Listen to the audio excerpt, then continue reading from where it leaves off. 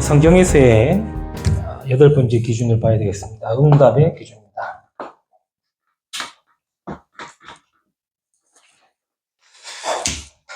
성경에서는 응답받은 내용들이 많죠. 또 성도들 중에서도 응답받았다는 이야기를 많이 들었을 것입니다. 그러면은 우리는 한번 생각하게 되겠죠. 나도 응답받았을까? 그렇죠? 나는 응답받고 있을까? 아니면 응답받았을까? 그런 생각을 갖게 되고, 또 안 되고 그러면은 왜 나에게 응답이 없지? 라는 그런 생각도 하게 됩니다. 그것은 결국 기준이 달라서 그렇죠. 내가 봤을 때는 응답인데 다른 사람 봤을 때는 응답이 아니라고 볼 수도 있거든요. 또 반대로 다른 사람은 응답이라고 생각하는데 나는 응답이 아니라고도 보일 수 있거든요. 그럼 기준이 다른 거예요. 그 기준이 어디에 두고 보느냐에 따라서 보는 각도, 시각, 또 받아들여지는 느낌이 다 다를 수 있겠죠. 그렇다고 뭐 기준을 계속 왔다 갔다 둘 수는 없지 않습니까? 기분 좋을 때는 이 기준 잡았다가 또 기분 나쁘면 저 기준 잡았다가 그러면 안 되겠죠. 그래서 우리가 정확하게 기준을 딱 둬야 되겠습니다. 성경에서 말하는 기준은 우리가 좀 딱 스탠다드로 잡아가지고 흔들리지 않아야 되겠죠. 그래야 응답이 있다 없다를 넘어서는 수준 되겠죠.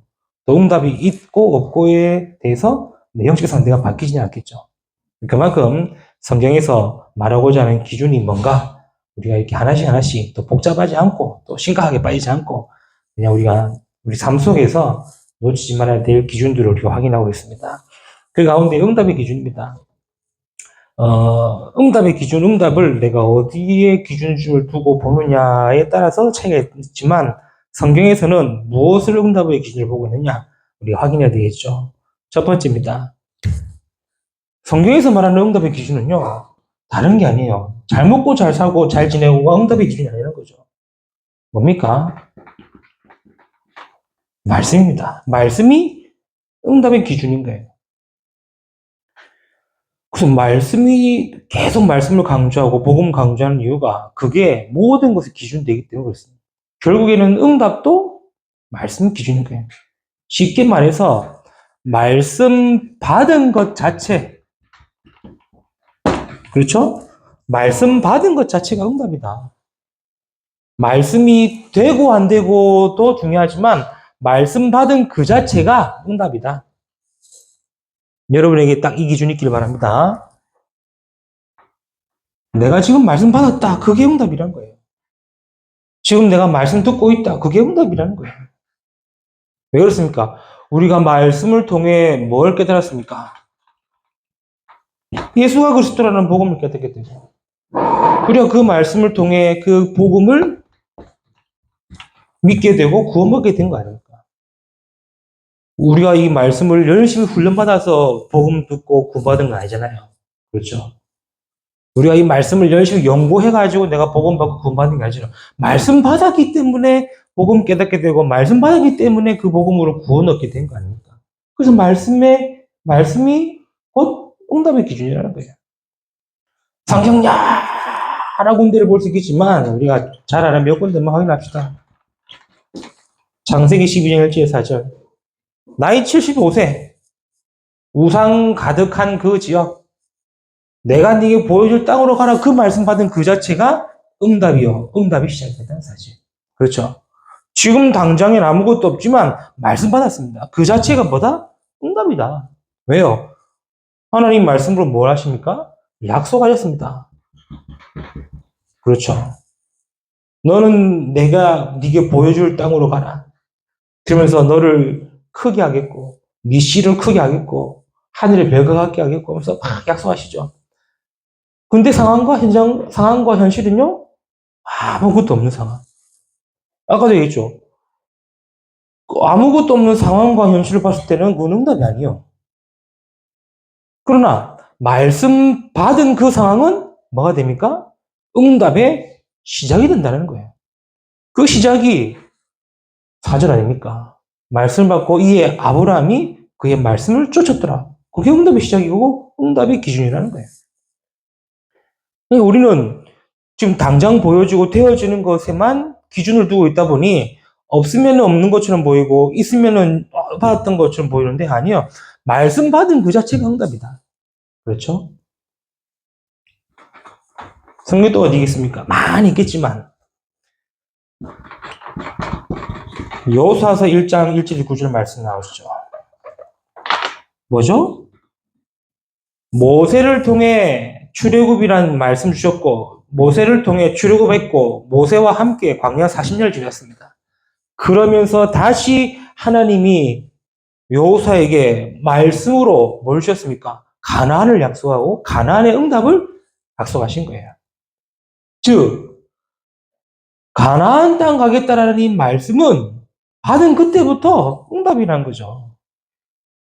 그러니 여호수아가 뭐라 그럽니까? 내가 너에게 주겠다고 하고 너희 조상들에게 약속하신 그 땅을 이미 너에게 뭐 했다? 주었다는 거예요. 근데 이미 가나안 땅 들어가기 전이에요. 그렇죠? 가나안 아직 들어가지 않았어요. 가나안 이제 차지하려면 많은 싸움과 전투가 있었는데 아무것도 안 했어요. 그런데도 불구하고 하나님은 말씀을 뭐 주셨습니까? 이미 너에게 주었노니 너희가 가서 그 땅을 뭐 하겠다? 차지하겠다. 말씀 받은 것이 응답입니다. 그렇죠? 말씀 받고도 아무것도 없다? 아무것도 없는 게 아니요. 그걸 보고 응답이 시작이다. 그럼 그 과정과 여정은요? 그건 응답 받는 과정이 되는 거예요. 보세요. 말씀 받고 이스라엘은 뭐 했습니까? 출애굽했습니다. 그럼 출애굽하기 전까지는 응답이 없었습니까? 없는 게 아니요. 시작인 거예요. 꼭 출애굽해야 응답입니까? 그건 응답의 과정이요. 그렇죠. 출애굽하고 가고가 있는 그 광야의 여정은 뭡니까? 말씀 받았기 때문에 여정의 길을 걸어가고 있는 거예요. 그 말씀대로 가나안 땅을 차지하게 되는 거죠. 그래서 저와 여러분의 모든 응답의 기준은 뭐가 되어야 되느냐? 말씀입니다. 그 말씀도 말씀 받는 것이 기준이 되네요. 사도행전 1장 1절 8절 말씀 잘 아시죠? 주님께서 마지막에 말씀으로 약속하십니다. 40일 동안 하나님 나라의 일을 말씀하시고 오직 성령 충만 받으면 땅끝까지 증인될 것이다 라고 약속하셨어요. 근데 지금은 아무것도 안 하고 있는 거예요. 그냥 마가다락방에 모여서 그냥 기도만 하고 있는 거예요. 응답 없는 겁니까? 꼭 오순절 날이 임하는 그 날만 응답입니까? 그렇잖아요. 아니, 기준을 어디에 두느냐에 따라서 오순절 날이 임하는 그 성령 충만함이 응답이다라면 그게 응답을 보는 사람이 있지만 성경에서는 뭡니까? 말씀 받는 그 자체가 응답이고 말씀 받는 그때부터 응답이 시작이다라고 얘기하는 거예요. 그러니 땅끝까지 이르러 내 증인이 되리라. 그 말은요. 땅끝까지 이르러 증인될 수 있는 응답의 증거를 주시겠다 약속하신 거예요. 그러니 말씀 받은 저와 여러분이 딱 이게 응답이다라는 기준을 가지고 봐야 그래야 뭐가 되느냐? 있는 것에 만족하지 않고 없는 것에 불평하지 않는 거예요. 있는 것에 자만하지 않고 없는 것에 불신하지 않는 거예요. 있어도 감사, 없어도 감사라는 말이 나오게 되는 거죠. 뭐가 될 때? 내 응답의 기준이 말씀의 기준 될 때. 말씀 받은 그 자체가 응답이라는 기준을 세울 때. 그것이 시작되는 겁니다. 두 번째입니다. 우리 응답의 기준이 뭡니까? 말씀이 기준이고 말씀 받은 그 자체가 응답의 기준이라면 우리의 두 번째 응답의 기준은 뭐냐? 말씀과 함께하는 삶 자체가 응답이라는 거죠. 말씀 받고 그 말씀으로 사는 자체가 응답이다.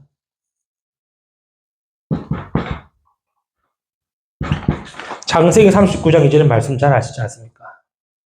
요셉이 꿈을 주고 꿈의 말씀을 받은 그때부터 말씀과 함께하는 삶이었어요. 말씀과 함께하는 삶이었는데 요셉의 삶은 뭐였습니까? 노예 생활이었고 감옥 생활이었습니다. 아까도 얘기했죠? 기준을 어디에 두느냐에 따라서 노예가 어찌 응답이냐? 감옥이 어찌 응답이냐? 그렇게 보는 사람이 있는 거예요. 그런데 말씀이 응답의 기준이고 말씀과 함께하는 삶이 응답으로 봤을 때에 이 요셉에게서는 노예는 어떤 시기였습니까? 경제를 배우는 시간. 감옥은요. 정치를 배우는 시간. 왜? 하나님이 그 다음에 일을 위해서 과정과 여정이기 때문에. 그래 본다면은, 요셉의 삶은 응답받는 삶이구나라는 말을 할 수 있는 거예요. 왜? 기준이 말씀이 있다면. 그렇지 않습니까? 말씀과 함께하는 것이 기준이라면. 요셉의 노예는 응답이요. 요셉의 감옥살이는 응답이라고 말할 수가 있게 되는 거예요. 이해시죠? 이게 이게 성경에서 말하는 응답의 기준입니다. 그러니까 사람의 기준에 두고 생각의 기준이 두고 보여진 육신의 기준이 두면은 이게 응답은 안 돼요. 뭐지 노예가 응답이고 감옥이 응답입니까? 응답이 안 되잖아요. 근데 성경과 말씀이 기준이 되고 말씀과 함께하는 삶 자체가 응답이라는 기준을 둘 때에 말씀과 함께하는 요셉의 인생은 응답이라는 사실을 우리가 이렇게 말할 수 있는 거죠.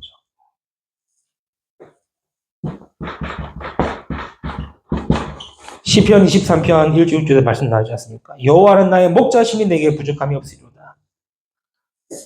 이 시를 다윗이 분위기 좋고 여유롭고 아무 문제 없을 때 지은 것이 아니라 도망 다니는 그 시절에 지은 거예요.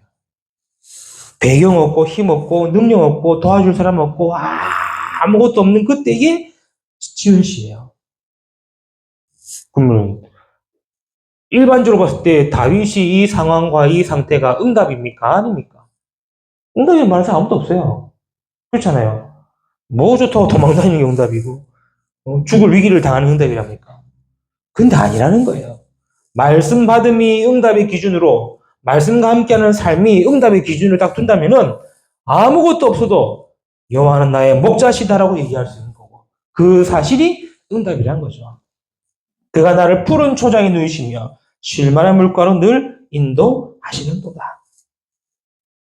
그래서 우리의 기준이 말씀과 함께 내 삶에 있음을 아셔야 되는 거예요. 그래서 시편 119편 105절에 뭐랍니까? 주의 말씀은 내 발의 등이요 내 길의 빛이다라는 거예요. 그래서 내가 말씀과 함께하는 삶이 응답이고 그 삶이 하나님이 함께 하시는 삶이라는 사실로 인정하고 그 기준 삼아야 그래야 내가 오늘도 말씀 받고 은혜 받고 기도하는 이유를 알게 되는 거고 그 자체가 감사하면 되고 감사하는 삶이 되고 감사가 나올 수 있다는 거예요. 이게 저와 여러분 응답의 기준으로 두시기를 바랍니다. 그렇죠? 많이 있지만 우리 이 두 가지 새 성경 구절만 대표적입니까? 아니군요. 많이 있지만 딱 요약해서 말씀이 응답이구나. 말씀과 함께하는 삶이 응답이구나. 그리고 세 번째 뭡니까? 그 말씀이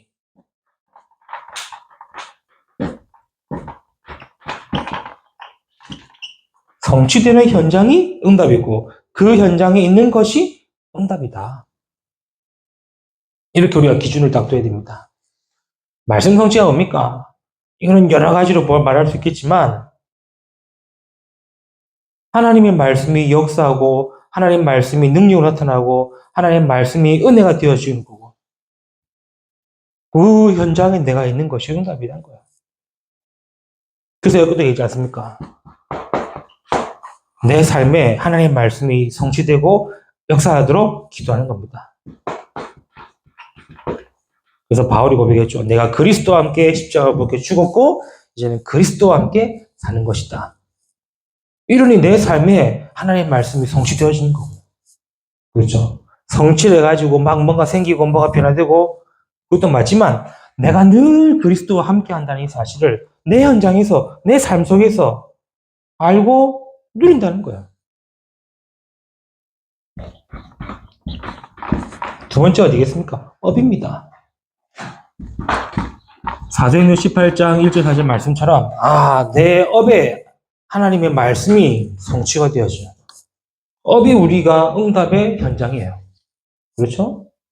그래서 돈 벌고 돈 버는 것이 아니라 하나님의 말씀 성취의 응답의 현장이라는 거예요. 이렇게 정리가 되어져야 업을 두고 기도하고 경지를 두고 기도하고 우리가 계속 기도하고 응답받을 빛의 경제라는 부분을 두고 기도할 수 있게 되는 거죠. 아니 내 내 현장이 응답의 현장이라는 것이 안 되어지면은 직장을 두고 기도 못 하는 거예요. 안 그렇겠습니까? 내 직장과 내 지금 일하는 이곳이 하나님의 응답의 현장이라고 생각 안 들면은 기도가 안 된대요. 그렇잖아요. 아니, 내 삶과 내 하루하루가 그냥 반복된 하루하루로 생각하면은 응답이 안 보인대도 응답이라고 생각 안 된대요. 그런데 말씀 받았고 말씀과 함께하는 삶이 내 응답이구나. 그래 되어야 날마다 매일마다 감사가 되어지고 하나님을 찾게 되는 거고 기도하게 되는 거고 그 사람이 내게 업을 주셨구나. 그 사람이 내게 지금 공부할 수 있는 주기를 주셨구나. 그래서 공부를 하게 되고 업에 응답받게 되는 거고 이래 되어져야 우리에게 만나는 모든 만남들 혹은 모든 일들 모든 사건들이 응답이구나 보여지게 되는 거죠. 그 대표적인 예로 사도행전 11장 19절을 볼 수 있겠죠. 스데반의 환난으로 인하여 그 일이 그냥 핍박받고 어려움 당하고 위기라고 생각했는데 그 일을 통해 많은 제자들이 안디옥까지 이르러 그리스도를 증거하게 되고 안디옥이라는 현장에 하나님의 나라 임하고 안디옥이라는 현장에 선교의 교회가 세워지는 그 말씀 성취의 현장을 보게 된다는 거죠. 이게 저 여러분이 가져야 되는 응답의 기준입니다. 그럼 목사님 우리는 그러면 진짜 응답받을 것들은 뭡니까? 이 속에서 우리가 찾아가는 거예요. 그렇죠? 이 속에서 내가 학업도, 이 속에서 내가 경제도, 이 속에서 내가 전도도, 이 속에서 내가 교회도, 이 속에서 내 삶도 이제 찾아가야 되는 거죠. 이런 기준을 두고 봐야 그래야 인도받는 겁니다. 안 그러면은 계속 기준이 바뀌고 달라진대요. 이 사람 말 들으면은 이 사람 말이 맞는 것처럼 생각해가지고 그 기준 가버리고 저 사람 말하면 저 사람 말이 맞는 것처럼 생각해서 기준이 바뀌고 안 되겠죠. 성경에서 말하는 기준입니다. 그래서 우리는 응답이 있다 없다 말하지 마시고 그렇죠. 우리 응답 없는 게 아니라 시작입니다. 왜? 말씀 받았기 때문에. 그리고 말씀 받았기 때문에 우리 응답은 여정과 과정입니다. 진짜 응답은 뭡니까? 말씀이요. 말씀과 함께하는 삶이요. 말씀이 성취되는 현장에 있는 것이 응답이다. 나머지 나타나고 보여지는 거는 그거는 결과입니다. 그렇죠? 결과가 응답이 아니에요. 결과는 결과지. 응답은 이 세 가지. 이번 한 주간에도 이 응답이 시작되기를 주님의 이름으로 축복합니다. 하나님 감사합니다. 우리 교회를 통해 우리 성도님을 통해 올바른 응답의 기준 세워지게 하옵소서. 보여지는 것, 세상적인 것, 육신적인 것에 기준 두는 것이 아닌 말씀과 성경의 기준을 두어 우리의 응답의 기준이 바로 서게 하여 주옵소서.